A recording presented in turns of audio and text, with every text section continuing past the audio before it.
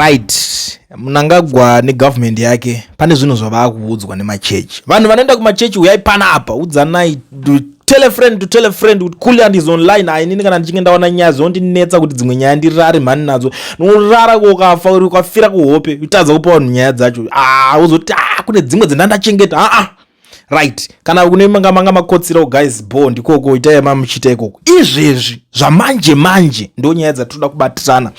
Nyaya iri panapa ndeyekuti chi pane inonzi ZCC, Zimbabwe Council of Churches, iri kuti right hurumende yeZimbabwe zvamakaita zvekusaina Constitution Amendment Act 3 yenyu makaita iyi, munofanira kuchienda kureferendum manje nyaya idzodzi because zvamakaita izvi hamungangoitika chinhu chenyu moregedza kunikina moregedza kudzokera kune mabosi vakakupinzai mabasa acho, because chinhu chinonzi constitution ichi kuti chisainiwe pa2013 chakaenda nekureferendum. Hama dzangu, vanhu vakatoisa ngirikini. I understand vamwe manga muchiri vana vadiki kana kuti vamwe manga musingatoite zvematongerwo enyika, musingadi kunzwa nyaya dzepolitics because vanhu vacho vaitaura politics madhezi acho pamwe dzisingakunakidzei, maida kungomirira kungoona vatsvangirai vataura chete. Zvasiyana ne these days bokuti aiwaka isitokudza nyaya dzese ningada iso ningada kana kuti bhutsu yamunangagwa yakadona hiri inotoita breaking news pano tiswera tichiseka. Vamwe vanhu vakaita sana Washman Ncube vakazoya neshena dzavo paipe vachinzi hanzi ndiyada kuita acting hanzi chi interim president. Ndakazitaura nyaya idzodzo takaswera tichiseka pa takati muna ne bhutsu yakadai so yangatungamira nyika ari kutadza kuwana mushonga wekupolisha bhutsu yake kuti ipenye, ndopa angazopolisha upenyu hwako nemaomero akaita zvinhu munyika.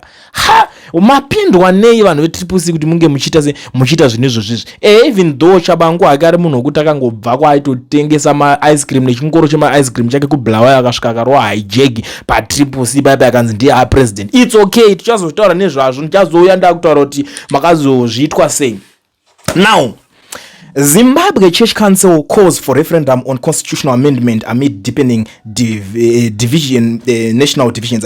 The Zimbabwe Council of Churches has urged the government to hold a national referendum on the recently enacted Constitution Amendment Act number 3, arguing that the law has deepened national polarization and raised serious constitutional and moral concern. In pastoral address to the nation, the church body reaffirmed its position that amendments affecting presidential terms and the electoral system require direct public approval, stating that the people of Zimbabwe should be given the opportunity to directly express their will through a free and fair, transparent and credible national referendum.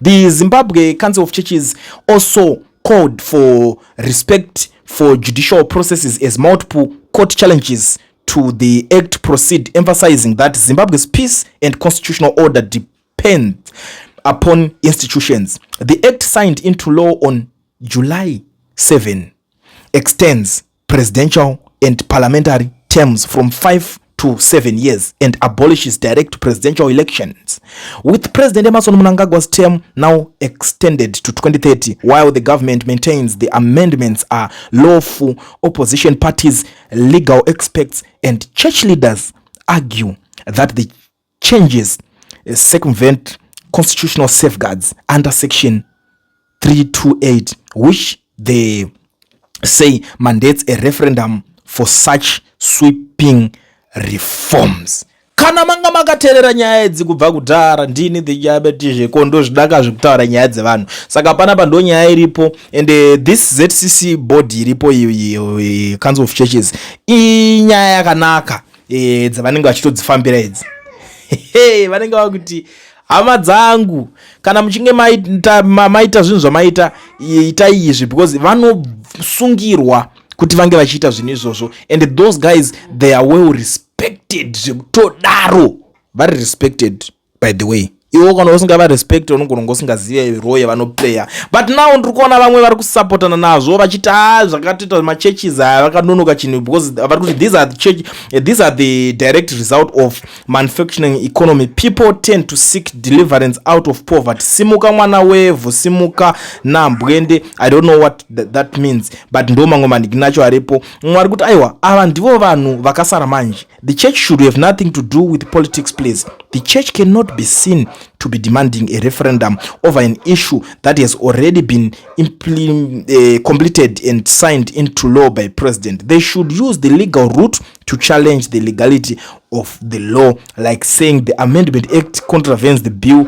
of Rights of the Constitution of Zimbabwe. They should request the Constitutional Court to strike it down on the grounds that the act's not justifiable in a democratic society which as ours. It's not a matter of grandstanding, talking nonsense and putting the name of Jesus Christ into desperate. Christ himself says, kudzai vabereki kuti mazuva enyu ekurarama awedzerwe panyika. Hamusi kukudza mutungamiriri wenyika nehurumende yake kana muchiita grandstanding yamuri kuita iyi. Use the legal channels, vanhu vemachurch, use the legal channels, not zvamuri kuita izvi. It's clear kuti your conduct demonstrations, you are the wolves in the sheep's clothing. Ndo zviri kutaurwa neumwe munhu asi ndadaro ndotoziva kuti umwe munhu anogana atanga kuronera pakati video iri. Muri yeZimbabwe ndati hanzi ndiri kudaro. There is this guy ari kufunga kuti ari educated enough. Amana kuona education yako kuita fuza kudai so pakushata manje. Pane paipa. Dzimwe nyaya nyarara. Pari kungotaura vanhu ndoziva kuti unogona kwakanyanya kufunda still but kuona zvakuzokuita nekuti zvimwe dzenguva ka umwe munhu zvaari kuchema zvinogona kubenefita iwo mangwana. Umwe munhu zvaari nekufunda kwese kwakaita ikoko unoona usaona problem yazvo saka kunzi zvinhu zvacho zvaamendwa zvakaipei saka zvokuti iye wachari kutonga ari kuningina zvakaipei saka kuti iyo ruling party yacho ZANU-PF iri kungotonga matongero ayo zvakaipei. Asi mangwana ndimi vanhu vari kuchema vachiti komana mari dzati kutambira shoma 300 yanyanya dai vatinzwawo avaterere manje. Saka pari kutoka the root cause kapanoenda kundwa pamidzi wechinhu chobva chaonekwa kuti ichi ndio problem iripo iyi.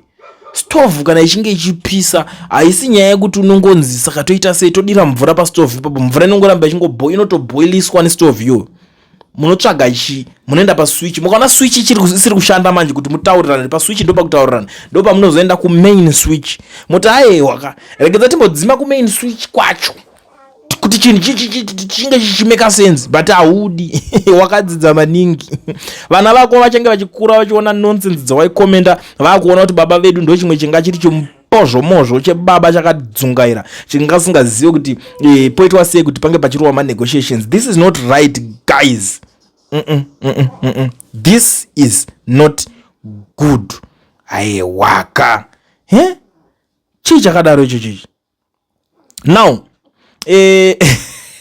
hadzilekwe kumirira chinhu chiiswe stamp of approval kwakuzowawata gavatibvire vaivepi vanoda shamu plus politics nemunamato hazvifambidzane mushe panoda vasarudze chinhu chimwe chete chavanoda. Aiwa politics nemunamato zvofambidzana because unoona vamadhara iva vanodedzwa chinzouya munamatire nyika pari kuda national day of prayer. Saka ukaona machechi anotokwanisa kutowadzwa kuti pamabhaiza ndo machechi chaicho I think zvinotoratidza kuti kana uchipinda chechi idzodzo unenge uri munzira inenge iri better than machechi unlike machechi dzekuti vanotanga kuti everything baba zvamuri kuita zvakanaka iwo ngambofo. Do you think kuti you better enjoy angaudza munangako kuti pari kuita zvakadhakwa vatokarova kane zvinhu zvakari kunzi kari kupomedzerwa makadzinzwa renyaya dzakari kuita kana kuti wakapruna akakomanaka kana wakandiwa. Do you think wakandiwa anotaura anything bad about this government? Hapana, haatofa akatochiona because akagara zviprogramu mamubrain dzake zvekuzoti I'm more gifted than God judge vana vakandirowa wezi government achirungana kutobhana machechi vatoti zvavatoita zvito right izvozvizvi but now vanhu vari kurwadziwa nemachechi ataura zvinhu izvi muri ball because mune right yekuita sei yekurwadziwa nazvo.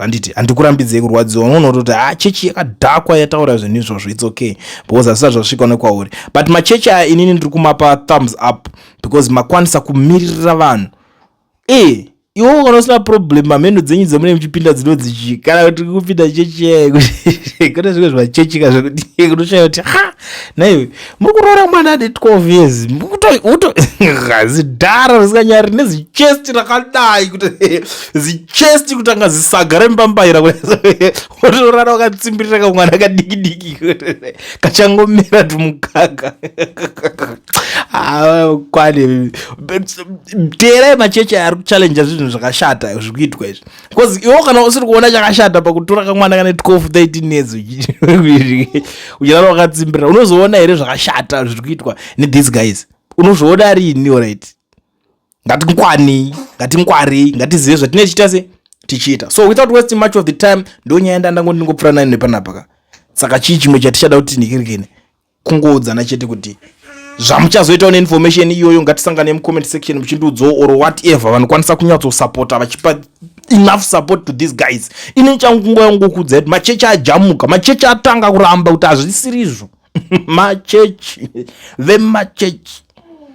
Good night. Up to the headlines, it's time for Cooley and TV. Real stories, real voices, that's Cooley and TV. From Zimbabwe to the world, it's Cooley and TV. Breaking every big story, Cooley and TV. No rumors, just the facts, Cooley and TV. Every update comes first on Cooley and TV. We bring the truth to the people, Cooley and TV. Stay